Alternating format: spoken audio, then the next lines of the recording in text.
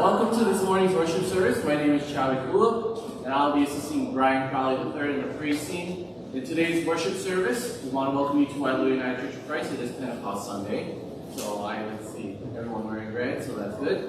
We're happy that you joined us, whether you're here in person or online. So as we start, please turn to your neighbor and give them a warm welcome. And if you're online, please give us a like or a shot or something.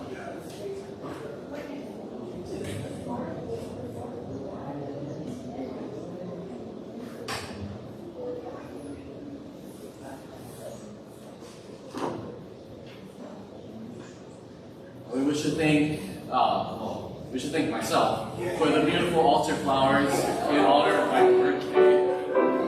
So,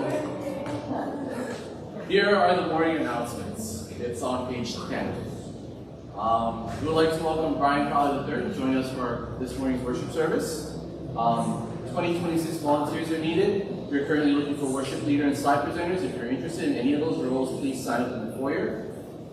There's after-service prayer for those desiring prayer for personal concerns or for others. Please meet at the front pews immediately after worship. Church deacons will be available to listen to prayer concerns when you're praying for individuals. We still have the Small Business Administration here on campus up until next month. So if you are needing some kind of disaster loan application, you can come by Monday through Saturday from 9 a.m. to 6 p.m. during the week. Sharon Ravasho Memorial Scholarship, the application period for that is now open. The applications are in the foyer. And please send all supporting documents by May 31st, 2026 to our PO Box or to Michelle Sagaisai.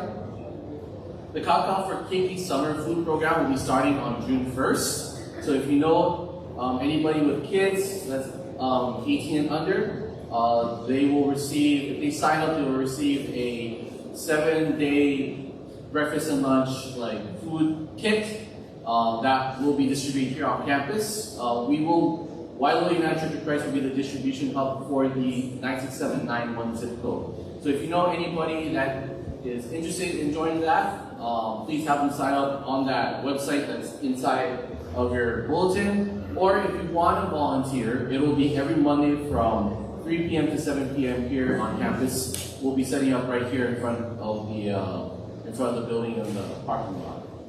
Vacation Bible School, if you're interested in volunteering, please see Brian. It's open to the entire congregation. If you want to help facilitate or even if you want to teach, just let them know. In addition, I was told by the Property and Grounds Committee that we will be having a special congregational meeting on Sunday, June 7th at 12 p.m. after church, and this will be about the community center roof repairs. For the rest of the announcements, today is to strengthen the church offering. Monday, May 25th is Memorial Day, so the campus will be closed on that day. May 27th, Bible study will be at 10 a.m. in classroom 2. Thursday, May 28th, there will be Bible study at 7 p.m. if you want to join us for the evening version of that. It will also be in classroom 2. Sunday, May 31st will be Youth Sunday, and I believe that will be Youth Sunday, right, Brian? Yes, okay. The guest preacher will be Reverend Jonathan Pop. Worship leader will be Cecilia Andres, and the altar flowers will be from Alan Sugaisai for his birthday. And as I mentioned before, June 7th will be the special congregational meeting, and there will also be a finance committee meeting as well. If there are any other announcements, I'd also like to thank all the new visitors, if there are any out there, for joining us for this morning worship service. If not, then let us go on with the gathering music by Uncle Edwin Ramones.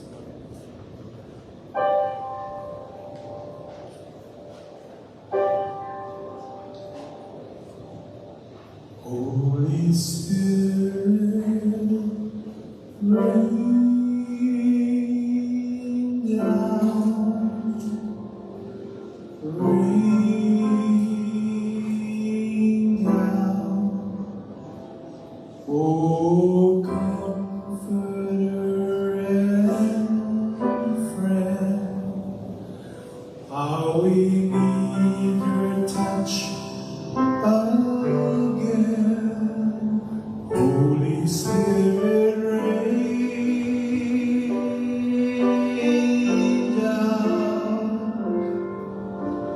rain down. Let your power fall, let your voice be heard.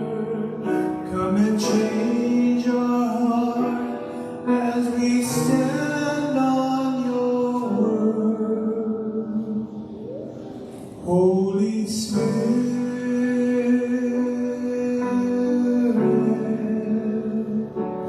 rain down.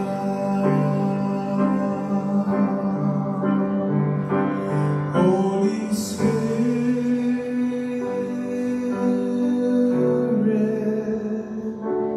rain down. No eyes has seen, no ear has heard, no mind can know what God has in store.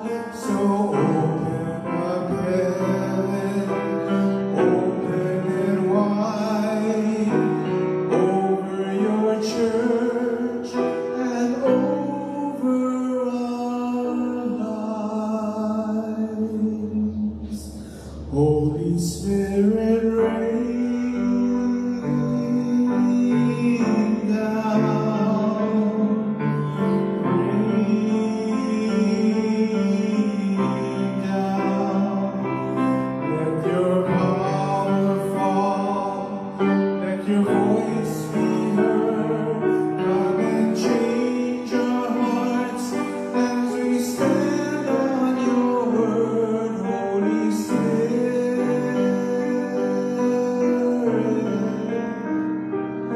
Holy Spirit,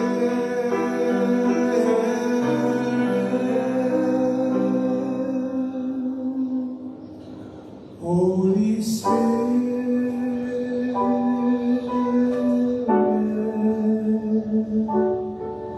rain down.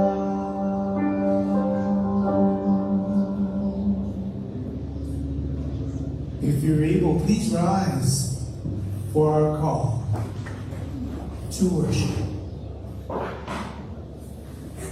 Please join me in the call of worship. The promise of the Father has come. God has poured out His Spirit upon all flesh. Let us worship the Lord in spirit and in truth. Come, Spirit. And now the prayer of invocation in the Lord's Prayer in unison. Gracious Father, we gather on this day of Pentecost, remembering your promise fulfilled. You have not left your church powerless. You have poured out your Spirit upon all who believe. Open our hearts today, speak through your word, and empower us once again for your mission in the world. Our Father, who art in heaven, hallowed be thy name. Thy kingdom come, thy will be done, on earth as it is in heaven. Give us this day our daily bread, and forgive us our debts, as we forgive our debtors. And lead us not into temptation, but deliver us from evil. For thine is the kingdom, and the power, and the glory forever. Amen. Good morning, church family. Good morning. To acknowledge those who are rich today, to acknowledge this is Pentecost Day, so we're rich. To honor the Holy Spirit. The Holy Spirit came in power and truth, so let us this morning worship in spirit and truth that we sing of the Spirit. And welcome Him.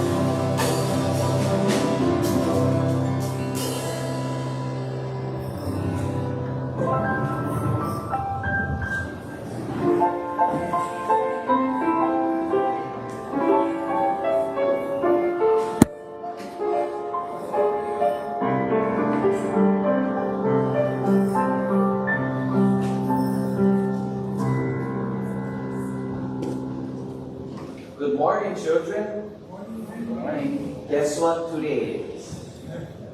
Today is Pentecost. Do you know what Pentecost means? It literally means 50th. It takes place 50 days after Easter, Resurrection Sunday. Do you know what else Pentecost is? Pentecost is the birthday of the church.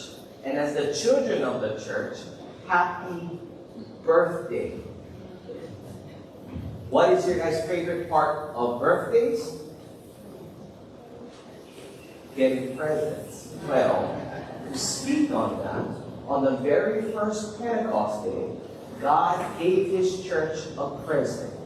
He gave the church the promise of the Holy Spirit. And just like that, God has given gifts to you today, which I have prepared to show you His love for you, how much He cares for you. And that as the original church, God is still fulfilling His promises and giving His gifts today. So as you guys come, you guys can choose a gift that you guys can open after Sunday school.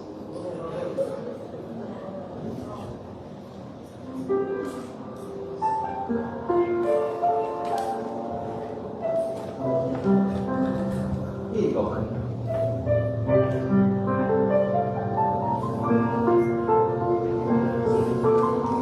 So, all right, as we close in prayer, after we pray, you guys are going with Andrew P.D.'s Sunday school. All right? Heavenly Father, we come before you in the name of Jesus, Lord, on this Pentecost, Lord. Remember your gift of the Holy Spirit in your church, Lord. We ask you, Father, to continue to raise the children of the church up to be strong men and women in the Lord Jesus Christ. To be the future leaders of this church, to be the future leaders of this community, and the future leaders of their family. All this we pray in Jesus' mighty name. Amen.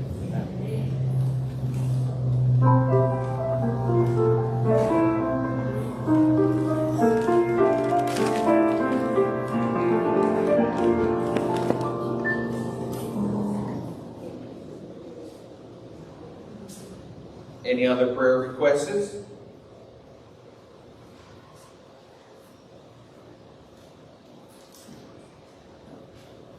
Let us pray. Heavenly Father, we come before you in the mighty name of Jesus, Lord, on this Pentecost Sunday. We give you praise, glory, and honor, Father. We come in remembrance of your promise, the baptism of the Holy Spirit, Father, that we would be filled with your Spirit and that your Spirit would change and transform the world, Lord. In these challenging times, Father, we lift up nations, presidents, governments, and the whole world up to you, Father, that we would be united as one, that we would find peace in Christ.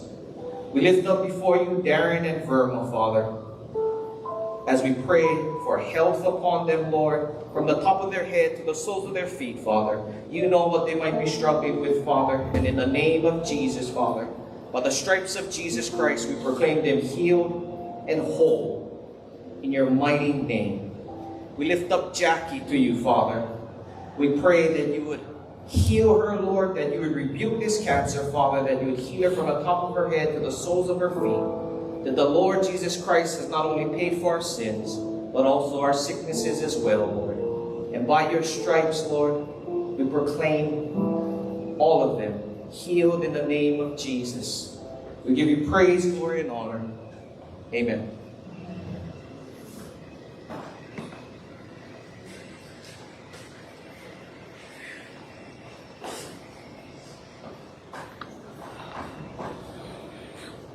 Now we all rise for the scripture lesson for today.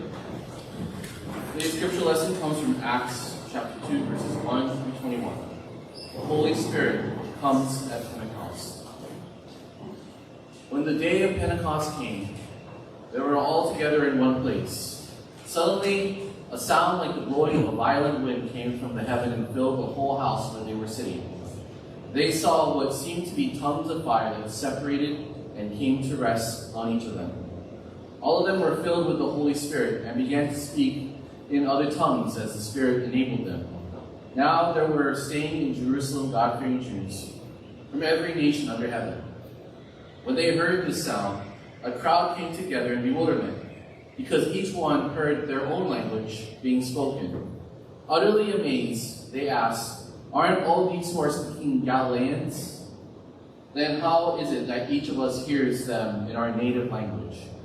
Parthians, Medes and Elamites, residents of Mesopotamia, Judea and Cappadocia, Pontus and Asia, Phrygia and Pamphylia, Egypt and the parts of Libya near Cyrene, visitors from Rome, both Jews and converts to Judaism, Cretans and Arabs, we hear them declaring the wonders of God in our own tongues.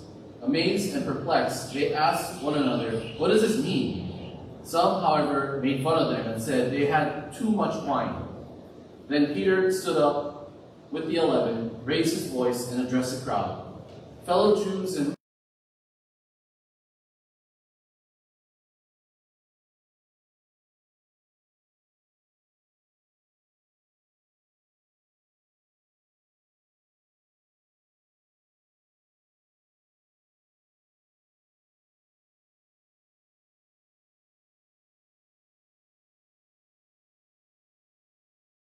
on my servants, both men and women, I will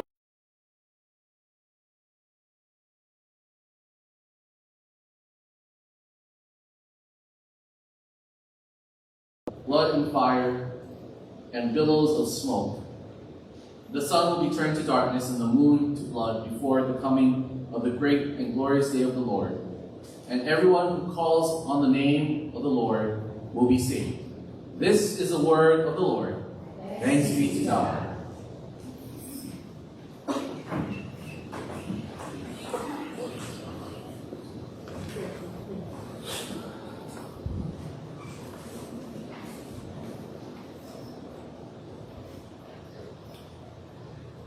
Wayo UCC, my fellow brothers and sisters in Christ.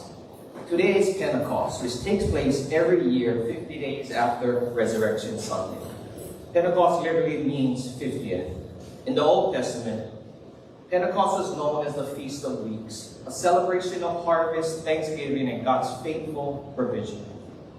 It comes 50 days after the first fruit offering following Passover, where the first harvest of spring was dedicated and offered to the Lord. This was an act of faith, acknowledging the primacy of God and trusting Him as the provider who would bring forth a great harvest for His people. This, like everything else in the Bible, points to and reveals Jesus Christ, who is the fulfillment of the first fruit offering to God, who was raised from the dead.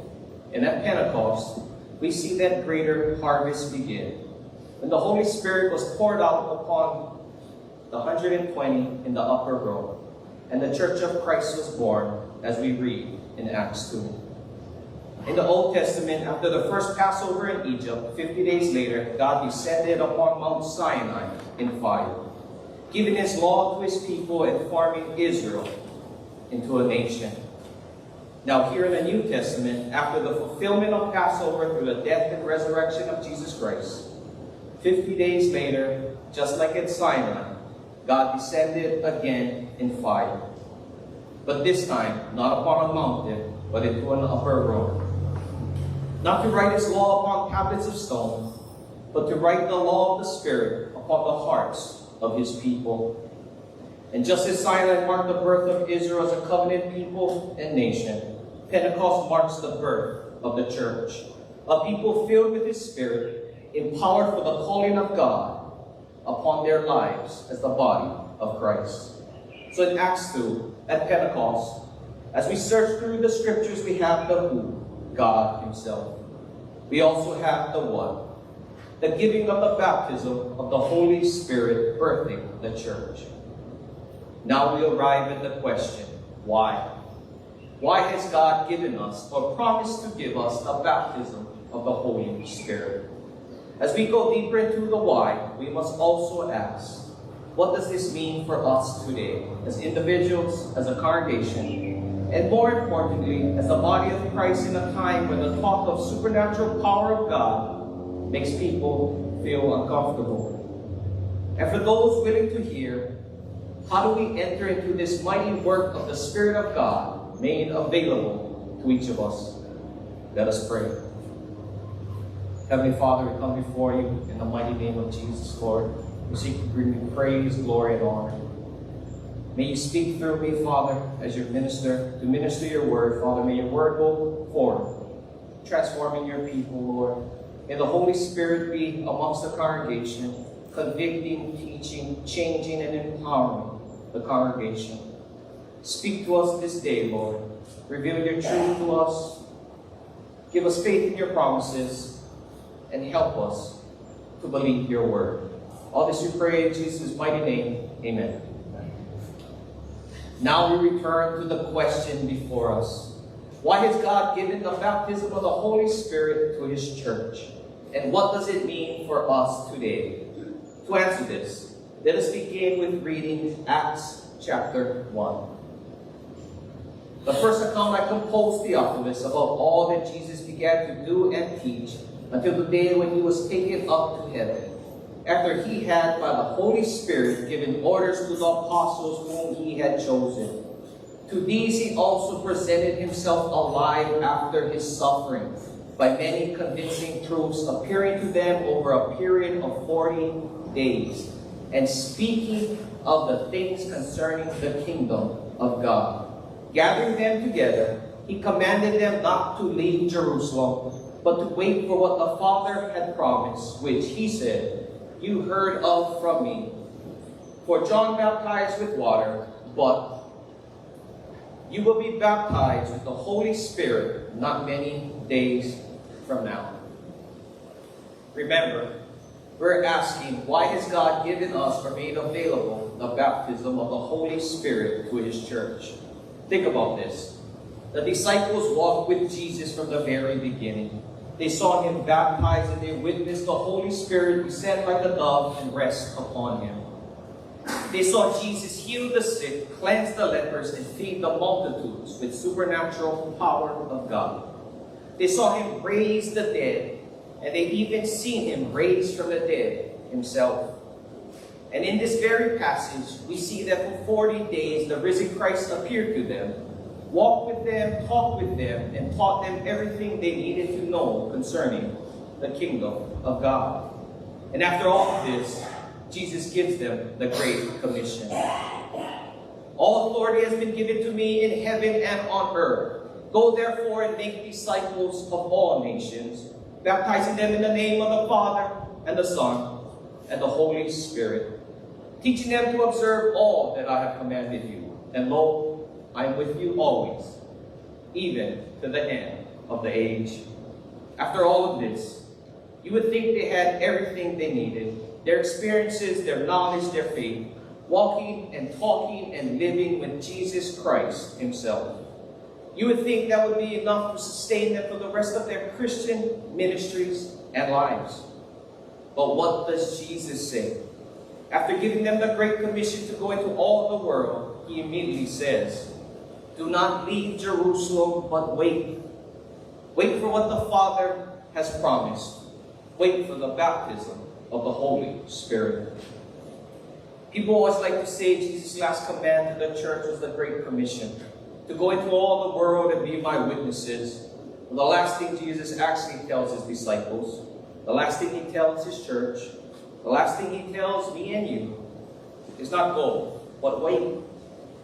Wait to receive the baptism and the power of the Holy Spirit. Why the need of the Holy Spirit? If we continue reading in Acts chapter 1, verses 6 and 8, we find the answer. So when they had come, they were asking him, saying, "Lord, is it at this time you are restoring the kingdom to Israel?"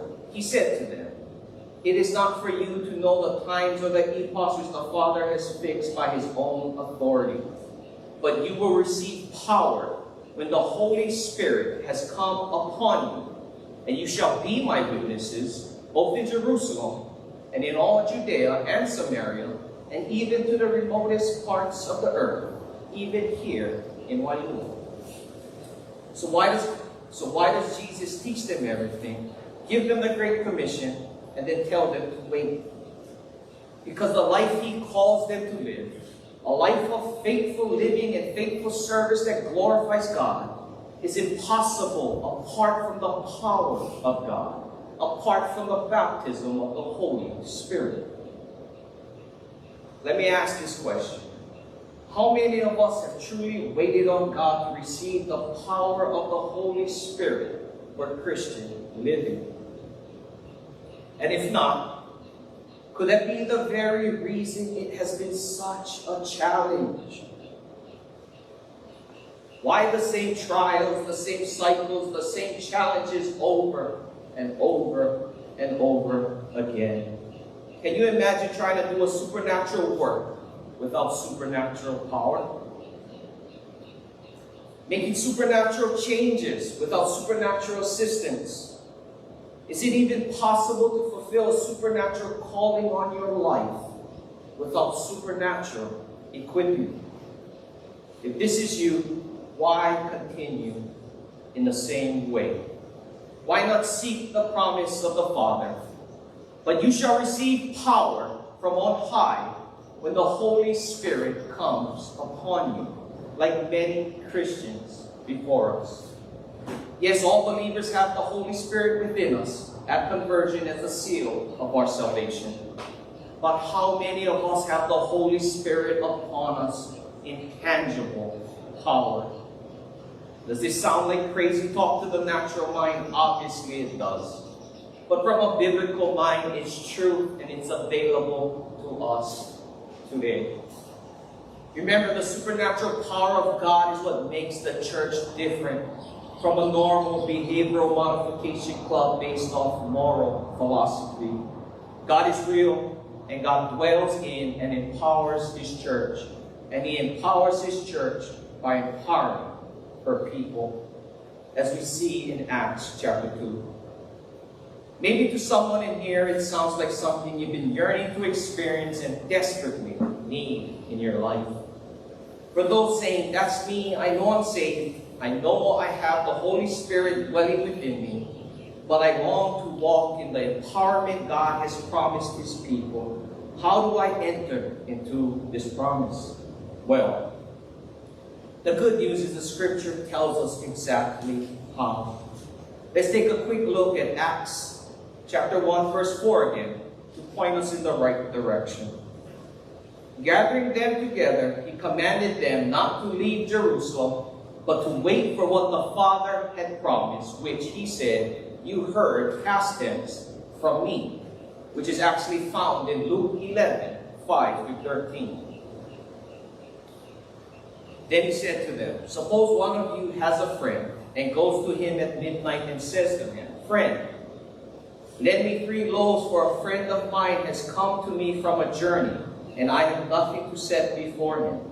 And from inside he answers and says, do not bother me, the door has already been shut, and my children and I are in bed. I cannot get up and give you anything. I tell you, even though he will not get up and give him anything because he is his friend, yet, because of his persistence, he will get up and give him anything. Because of his persistence, he will get up and give him as much as he needs. So I say to you, ask and it will be given to you. Seek and you will find. Knock and it will be open to you. For everyone who asks receives, and he who seeks finds, and to him who knocks it will be opened. Now suppose one of you fathers is asked by his son for a fish. He will not give him a snake instead of a fish, will he? Or if he asks for an egg, he will not give him a scorpion, will he? If you then, being evil, know how to give good gifts to your children, how much more will your heavenly Father give the Holy Spirit to those who ask Him? Here we see Jesus teaching the disciples that if they ask the Father for the Holy Spirit, persistently or urgently in faith, He will give Him to them. Amen? This is exactly what we see with the disciples in the upper room. After Jesus instructed them to go to Jerusalem and wait for the promise of the Holy Spirit, they obeyed and gathered there together for about 10 days. They remained in prayer, united and persistent in urgently seeking God for the baptism of the Holy Spirit, as we see in verses 12 and 14 in Acts chapter 1. Then they returned to Jerusalem from the mount called Olivet, which is near Jerusalem, a Sabbath day's journey away.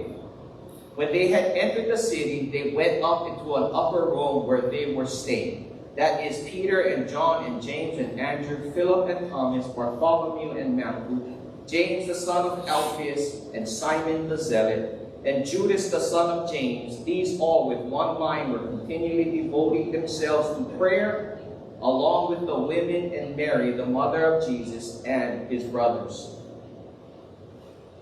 Like great students, they did exactly what Jesus taught them to do, persistently seeking God as they waited on the Father for power from on high. And as Jesus promised, God answered in Acts 2. We see the fulfillment. The Holy Spirit was poured out upon them in supernatural, world-changing, life-giving power. If you want to enter into this power that has been promised to you by God, all you have to do is ask and believe He will give Him to you. The power of the Holy Spirit will be upon you. Not a one-time asking, but a persistent asking, driven by faith that the Word of God is true and He keeps His promises. Do this persistently until the Holy Spirit fills you and covers you in His power as God has promised. One of the greatest examples we have of our need for the power of the Holy Spirit in our lives is the biblical example given to us in the life of the Apostle Peter. Before the baptism of the Holy Spirit, Peter was confronted by a group asking him, "Do you know this man?" Peter, in his own strength, denied Jesus 3 times out of fear of what might happen to them. How many of us can relate? How many of us deny to speak about, confess, or share Christ because we are fearful of losing our jobs, losing our relationship, losing cultural status, or maybe even fear of our own lives in these challenging times? Shoot, most of us might just fear rejection for the reason why we don't share Christ with others. Peter, after denying Christ 3 times, fled in shame and wept bitterly. How many of us feel the same as Peter without even knowing where those emotions or feelings actually come from? Now here we are, no more than 50 days later after denying Christ, and Peter is once again confronted by a crowd of people on behalf of Jesus. But this time, it's different. Acts chapter 2, 22 through 41. Men of Israel, listen to these words. Jesus the Nazarene, a man attested to you by God with miracles and wonders and signs, which God performed through him in your midst. Just as you yourselves know, this man delivered over by the predetermination, plan, and foreknowledge of God, you nailed to a cross by the hands of godless men and put him to death. But God raised him up again, putting an end to the agony of death, since it was impossible for him to be held in its power. For David says of him, I saw the Lord always in my presence, for he is at my right hand, so that I will not be shaken. Therefore my heart was glad and my tongue exalted. Moreover, my flesh also will live in hope, because you will not abandon my soul to Hades, nor allow your Holy One to undergo decay. You have made known to me the ways of life. You will make me full of gladness with your presence. Brethren, I may confidently say to you regarding the patriarch David, that he both died and was buried, and his tomb is with us to this day. And so, because he was a prophet and knew that God had sworn to him with an oath to seat one of his descendants on his throne, he looked ahead and spoke of the resurrection of Christ, that he was neither abandoned to Hades, nor did his flesh suffer decay. This Jesus God raised up again, to which we are all witnesses. Therefore, having been exalted to the right hand of God, and having received from the Father the promise of the Holy Spirit, he has poured forth this which you both see and hear. For it was not David who ascended into heaven, But he himself says, the Lord said to my Lord, sit at my right hand until I make your enemies a footstool for your feet. Therefore let all the house of Israel know for certain that God has made him both Lord and Christ, this Jesus whom you crucified. Now when they heard this, they were pierced to the heart, and said to Peter and the rest of the apostles, Brethren, what shall we do? Peter said to them, Repent, and each of you be baptized in the name of Jesus Christ for the forgiveness of sins, and you will receive the gift of the Holy Spirit. For the promise is for you and your children and for all who are far off, as many as the Lord God will call to himself. And with many other words he solemnly testified and kept on exhorting them, saying, Be saved from this perverse generation. So then those who had received his word were baptized, and that day there were added about 3,000 souls. You see the difference? One was cowardly denial of Christ, and the other was powerful, anointed, testifying of the gospel, which saved over 3,000 people, establishing the church on day one, which is the very first revival in church history. What was the difference? Denial came from natural human ability and strength, and the other came from the life-giving power of the Holy Spirit. If the Apostle Peter needed this promise of power from on high through the baptism of the Holy Spirit, how much more do we need it today in our life and in our time? If the 120 who were baptized with the Holy Spirit overturned the powerful Roman Empire and turned the world upside down, what would 30 of us in the power of the Holy Spirit do here in Walloon? For those who might say, that was just for them and not for us, let me take you back to what the Apostle Peter said in verse 38. Peter said to them, Repent, and each of you be baptized in the name of Jesus Christ for the forgiveness of your sins.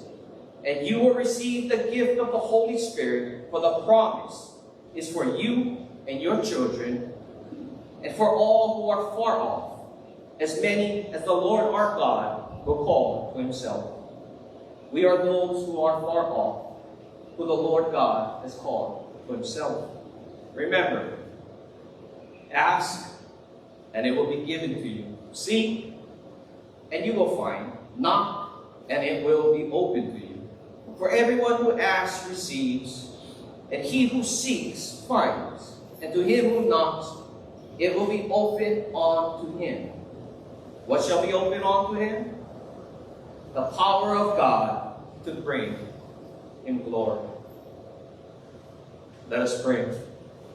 Heavenly Father, we come before you in the mighty name of Jesus, Lord. We thank you for your word. We thank you for your promise. We thank you for your Holy Spirit, Father.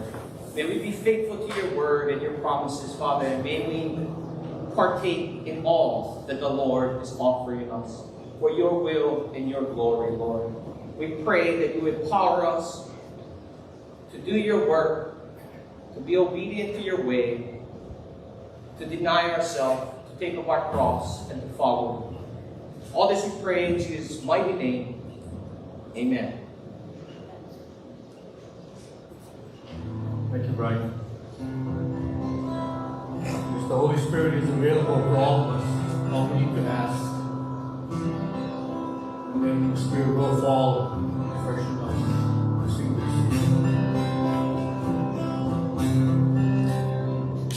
Spirit of the living God, fall afresh on me.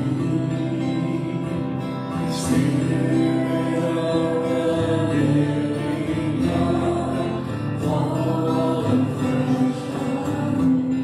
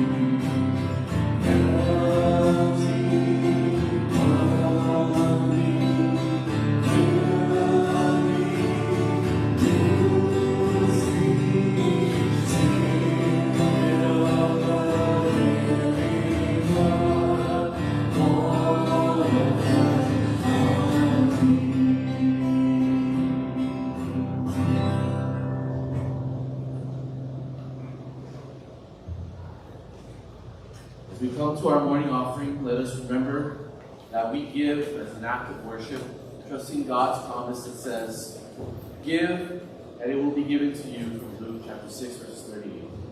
With this morning's ushers, please come forward.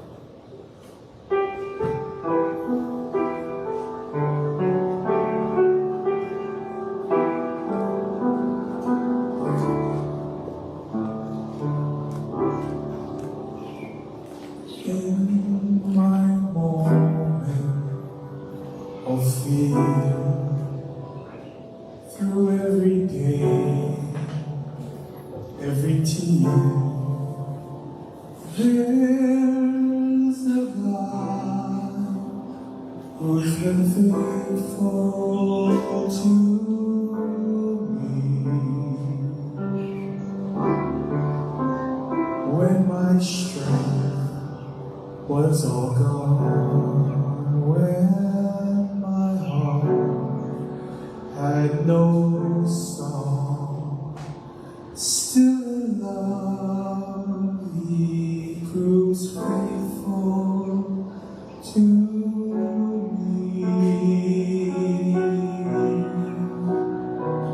Every word He's promised is true.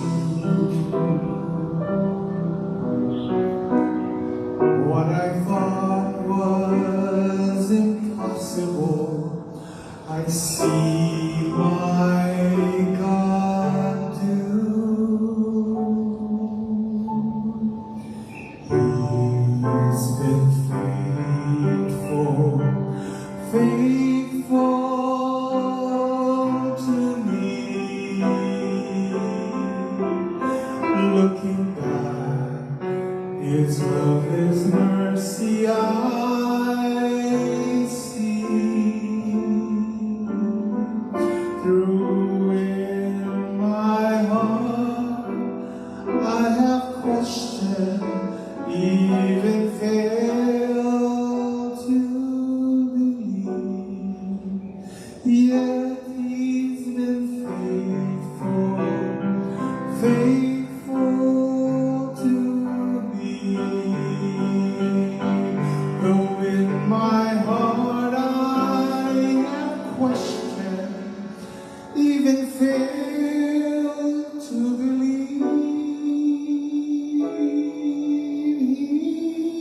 He's been faithful, faithful to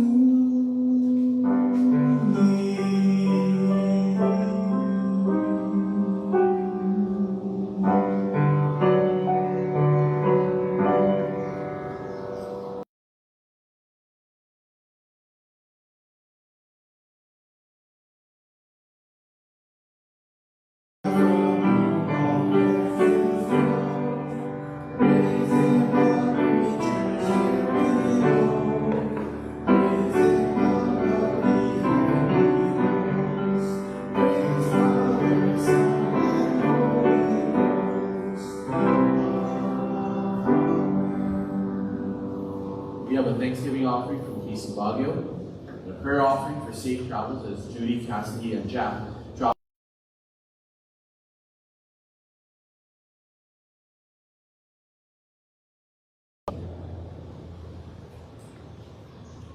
Dear Lord, we come before you lifting up these tithes and offerings, Father, to you as an offering, Lord, to bring into your storehouse, Father, that your work would go forward, that your church would prosper, Lord, and that you would continue to give seed to the sowers, Father.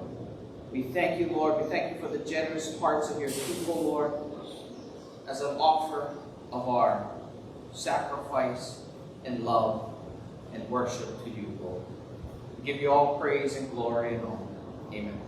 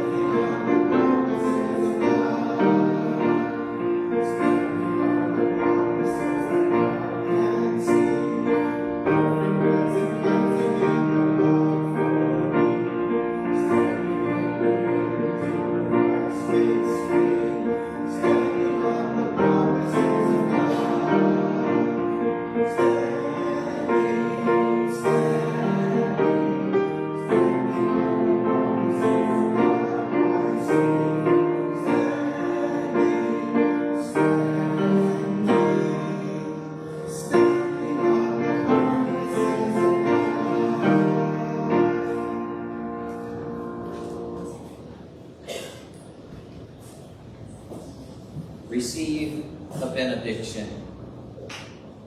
May the Lord bless you and keep you. May the Lord make his face to shine on you and be gracious to you. May the Lord lift up his countenance upon you and give you peace.